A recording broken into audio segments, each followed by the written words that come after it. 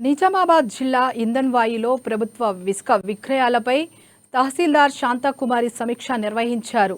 ఇసుక అక్రమ రవాణాపై ఉక్కుపాదం మోపుతామని అధికారులను ఆదేశించారు.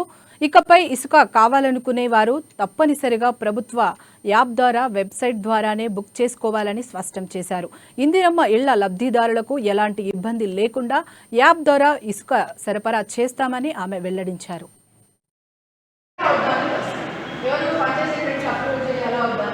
ఇండివిజువల్ హౌస్ హోల్డ్స్ అయితే టైట్ గా ఉంటుందండి. దయచేసి వాళ్ళకి ఖచ్చితంగా చెప్పాల్సి ఉంటుంది.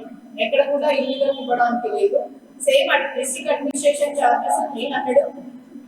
టీజీఎండిసి అంటే మన state commissioner, Telangana commissioner mining department ఉందంటే అది 100 వెళ్ళిపోతుంది.